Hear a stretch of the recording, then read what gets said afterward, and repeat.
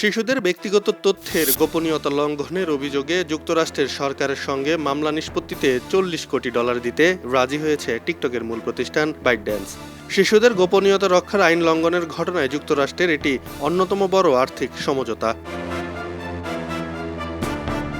2024 সালে তৎকালীন president Joe বাইডেনের প্রশাসনের অধীনে মার্কিন বিচার বিভাগ টিকটক ও বাইটড্যান্সের বিরুদ্ধে মামলা করে।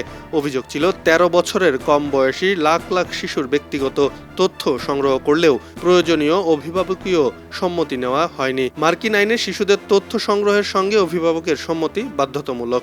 সমঝোতার শর্ত অনুযায়ী টিকটক ও বাইটড্যান্স অবিলম্বে বিচার বিভাগকে $30 কোটি দেবে। পরে 2019 সালের একটি আইনি সমঝোতার বাতিলের পর আরও $10 কোটি দেওয়ার কথা রয়েছে।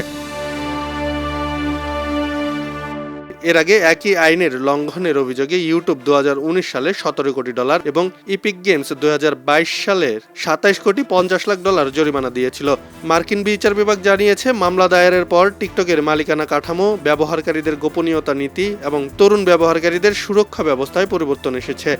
এদিকে একই আইনের আওতায় শিশুদের লক্ষ্য করে ব্যবসায়িকভাবে লাভবান হওয়ার অভিযোগে মেটার বিরুদ্ধেও যুক্তরাষ্ট্রের 29টি অঙ্গরাজ্য মামলা করেছে। আব্দুল্লাহ আল বাকি, খবরের কাগজ।